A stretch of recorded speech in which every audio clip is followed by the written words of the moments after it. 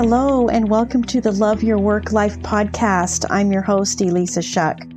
Whether you're going for that next promotion, looking for a job, or making a career pivot, I'll teach you how to navigate it all so you can have the career you want.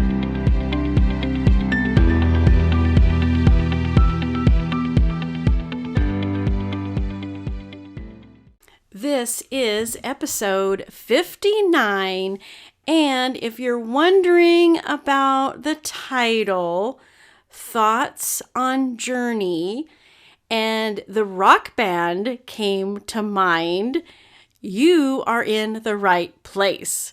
Because I am going to talk about journey, not windows down, wind in your hair, fingertips pounding on the steering wheel experience of journey. Although that's a good one, right? If you're like me, that's exactly how you listen to this band. I am going to find some parallels, though, between journey and your career. And in micro, of course, your job search, right? Because those are the things we talk about. Don't think I'm crazy, but as I started to look at journey titles in my journey list of music on my phone, some titles really stood out as being part of the career journey. Let's talk about a few of those. Separate ways. And isn't it interesting? They always have in parentheses worlds apart. And I started thinking about this, and yes, there comes a time in your career, whether you choose it or your company chooses it, that you go your separate ways. And sometimes maybe it's because you feel worlds apart. Did that company's culture change when a new leader came in? It's happened to me. I have some very specific thoughts on that one. But when you're in this place where suddenly you know it's time to go your separate way, it's time to chart a new course on that career journey, it can feel a little exhilarating, but it can also feel a little intimidating and a little bit painful too, right? When you realize that this just isn't working anymore. And you know I'm all about having great thoughts and having thoughts that serve you. But when you decide something isn't working, pay attention to the feelings that thought is generating. Is the thought that it's time to go your separate ways, or the thought that you're worlds apart here, something that ignites a new idea and a feeling of anticipation? Or does it feel discouraging and deflating? There's no right or wrong here. Our feelings are our feelings. Just know that the thoughts you have are creating feelings for you, and in that moment, you will take some kind of action. And listen, if you need to step back and regroup, then step back and regroup, right? How about some of these other job titles? I'll be all right without you. I love that one, because when you decide to leave a role or leave a company and you realize that, you know what? I'll be all right. I have something here. I have value. I have skills. Everything I've done so far in my career is accumulated value for the next thing that I want. Now, I grouped 3 song titles together, actually. I'll Be All Right Without You, Who's Crying Now, and After the Fall. Because I oftentimes think when we have that reality check, that we're going through a lot of different emotions. We've got the feelings that I'll be all right. We've got the feeling of crying, and maybe even a little bit of who's crying now, like, hey, you're missing out on having me on your team. This is going to be painful for you. I've had those thoughts as well. Again, These are just thoughts. These are just stories. And giving yourself the space to be in the moment and have the thoughts you're going to have is fine. The key is not overindulging in any particular thought, especially if it takes you down a discouraging path that will ultimately keep you from taking the action you need to take, right? After the fall, man, that one is heavy. When you have your job taken away from you, that feels like failure, even though it's not really failure. It feels like a fall, and it feels like something was lost. Again, these are normal things that you're going to experience. So whenever you are experiencing things in your career and in your job search, I want you to first and foremost give yourself permission to feel the feels and process the feelings. Many times we go into action mode. We take action immediately because that's a very clever way of our brains avoiding the feelings. But if you don't address all those feelings, there's a good chance you'll be carrying those into your interviews with you. And an interview where you are carrying some baggage of feeling discouraged or feeling betrayed, that is not an energy you want going in with you to your job search or your interviews, because you won't be seeing the opportunities that are available to you. And that kind of energy of betrayal and discouragement is a distraction for the people interviewing you. So realize that you're going to be all right, even after the fall, and next job title, be good to yourself. This is when you start to realize that you have a career story that is valuable. You have experiences and strengths and results that you've created in the past that you will create again. Being good to yourself means giving yourself the space to process, as I just mentioned, but being good to yourself also means not overemphasizing your past, but realizing that you have a good future in front of you. Acknowledging that your skills, your strengths, your abilities, your value travels with you. Your value is on your journey with you. Nothing is wasted. If that job was a little bit of a detour, that's okay. It is not wasted time on your journey. There is value in there. There are resources that you have access to because of that detour that you didn't have before. Resources that you didn't have before. So please get to the place where you're good to yourself.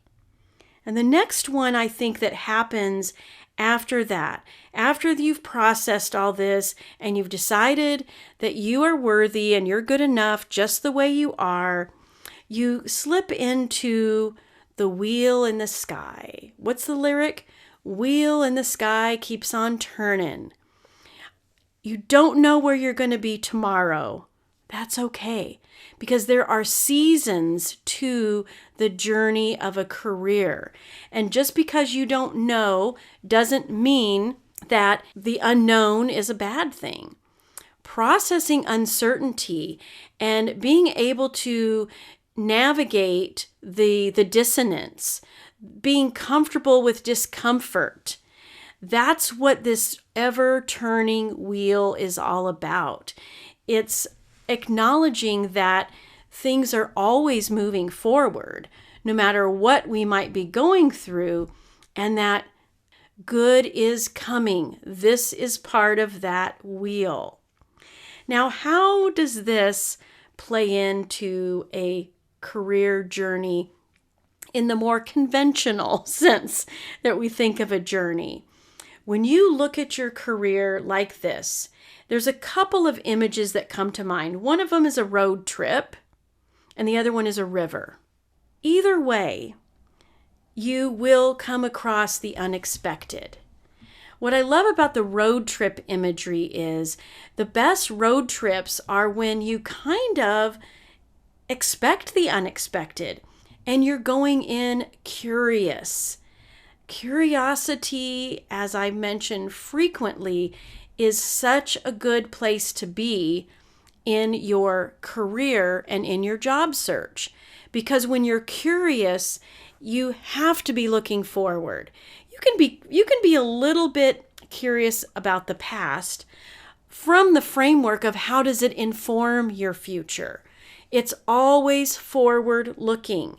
So when you think about your past, you know you're thinking about it curiously because you're looking for those clues. You're looking for those common threads about what it means for your future, how you can leverage that, right?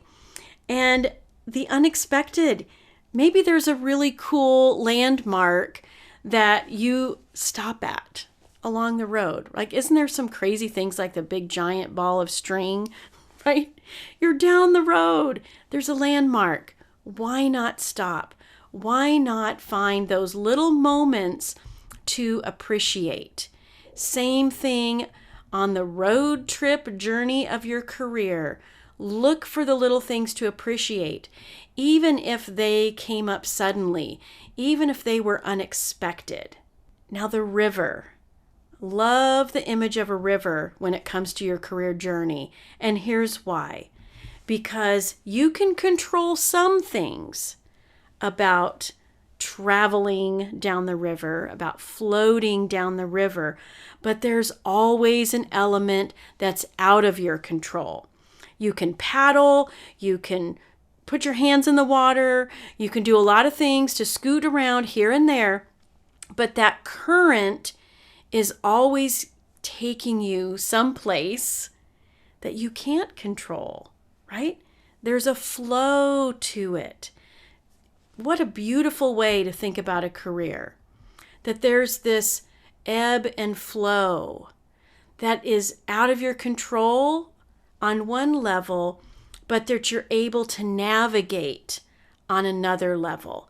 This reminds me of something I had no idea that I would think about as being a bucket list thing for me, because I'm not really a water person. But I was part of an organization and we had a management team day where we went rafting down the Deschutes River in Oregon.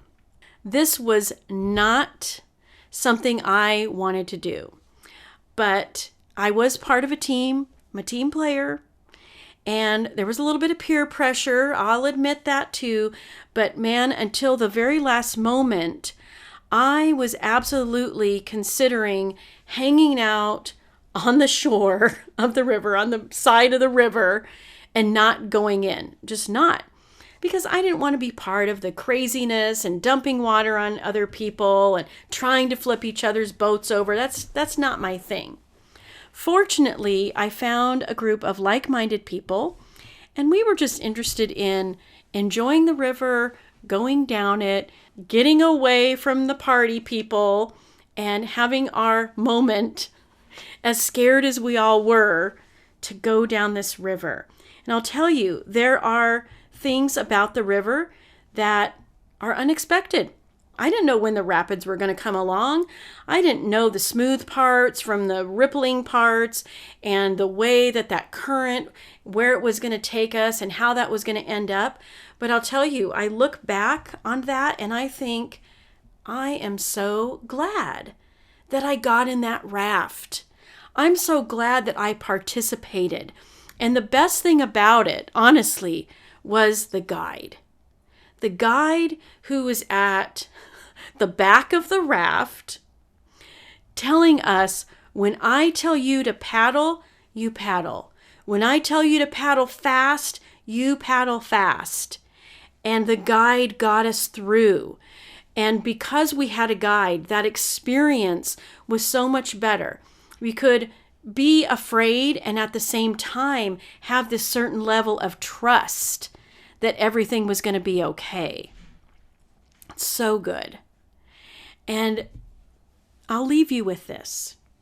When it comes to a career and it comes to Journey, the band, and these rivers and road trips and travels that we take on our career, well, the anthem that, of course, we have to mention last is Don't Stop Believin'. Hold on to that feeling. You know that your thoughts create feelings that drive action and ultimately help you create the future that you are envisioning for yourself. And a belief is just a thought you keep on thinking. So find the good ones. Think them over and over. Let that inform your feelings so that you can keep moving forward, that you can chart a course, but not get freaked out with the detours and the currents and the rocks in the road or the boulders in the river. You can navigate it all. And you know I'm here to help you. You wouldn't be listening if you didn't. So don't stop believing. Find your anthems that inform your career, that inform your journey, and I will talk to you next time. If you like listening to this podcast, and you are going to love my program, Job Search Field Guide. This is a unique opportunity. I offer group coaching alongside a 5-step process to help you land a job quickly. So I hope you will join me in Job Search Field Guide. This is going to be revolutionary to your career journey and your job search, and you get lifetime access. So find it at elissashuck-careercoach.com, and I will see you there.